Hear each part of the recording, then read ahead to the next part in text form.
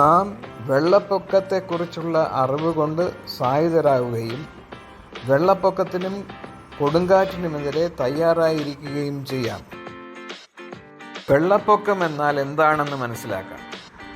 സാധാരണയായി ഉണങ്ങിയ നിലം വെള്ളത്താൽ മൂടപ്പെടുന്നതാണ് വെള്ളപ്പൊക്കം. വിവിധ തരം വെള്ളപ്പൊക്കങ്ങൾ ഇവയാണ്: നദിയിലെ വെള്ളപ്പൊക്കം, പെട്ടെന്നുള്ള വെള്ളപ്പൊക്കം, തീരദേശ വെള്ളപ്പൊക്കം, അണക്കെട്ട് ക്ഷതം. നദിയിലെ വെള്ളപ്പൊക്കത്തിൻ്റെ പ്രധാന കാരണങ്ങൾ ഇവയാണ്: അതിശക്തമായ മഴ, ഭൂമിക്ക് അധിക ജലം ആഗിരണം ചെയ്യാനുള്ള കഴിവില്ലായ്മ. നദിയിലെ വെള്ളപ്പൊക്കത്തെ വിവിധമായി തരംതിരിക്കാം.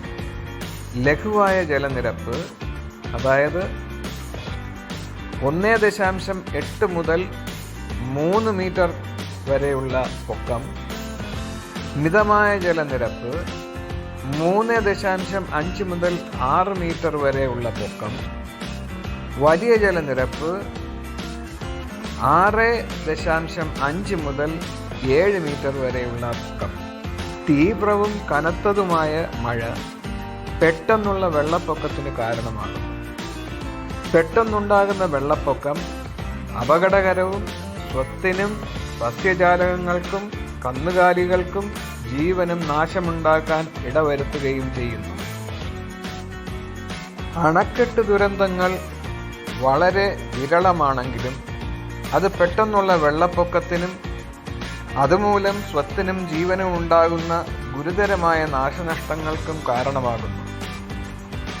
നിങ്ങളുടെയും നിങ്ങളുടെ കുടുംബത്തിൻ്റെയും സുരക്ഷയ്ക്കായി നീന്തുമ്പോഴും അണക്കെട്ടിൻ്റെ സമീപത്ത് കളിക്കുമ്പോഴും അതീവ ജാഗ്രത പുലർത്തേണ്ടതാണ്.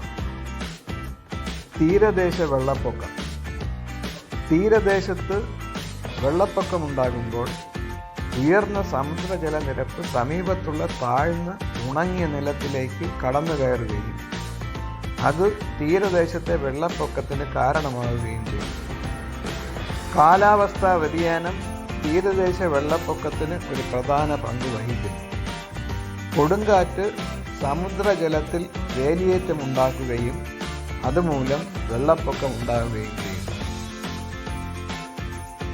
ഈ ചിത്രത്തിൽ രേഖപ്പെടുത്തിയ വിവരണം സമുദ്ര ജലനിരപ്പിനെപ്പറ്റി വിശദീകരിക്കുന്നു. ഇതിനെക്കുറിച്ച് അറിഞ്ഞിരിക്കേണ്ടത് അതിപ്രധാനമാണ്.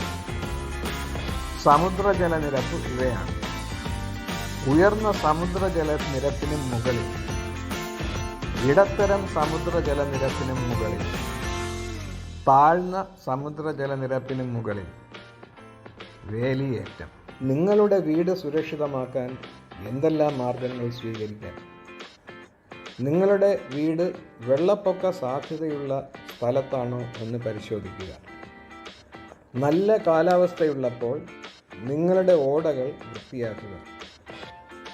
നിങ്ങളുടെ മേൽക്കൂരയിൽ ചോർച്ചയുണ്ടോ എന്ന് പരിശോധിക്കുക. ഇലക്ട്രിസിറ്റിയും ഗ്യാസും വെള്ളത്തിൻ്റെ കണക്ഷനും എവിടെയാണെന്നും അവ എങ്ങനെ സ്വിച്ച് ഓഫ് ചെയ്യാമെന്നും മനസ്സിലാക്കുക.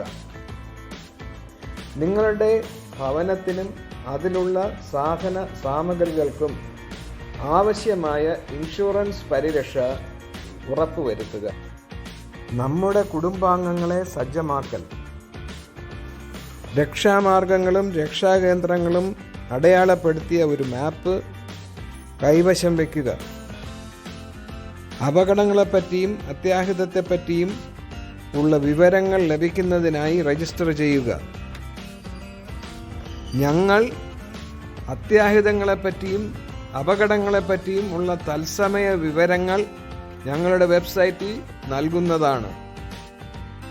നിങ്ങളുടെ അവശ്യ സാധനങ്ങളും മരുന്ന് കുറിപ്പുകളും അടങ്ങിയ ഒരു ബാഗ് കരുതി വയ്ക്കേണ്ടതാണ്. വളർത്തു മൃഗങ്ങൾക്കുള്ള സാധന സാമഗ്രികൾ പ്രത്യേക ബാഗിൽ കരുതി വയ്ക്കുക. നിങ്ങളുടെ ക്ഷമയ്ക്കും സഹകരണത്തിനും നന്ദി. കൂടുതൽ വിവരങ്ങൾക്കായി www.mhub.org.au സന്ദർശിക്കുക. നന്ദി, നമസ്കാരം.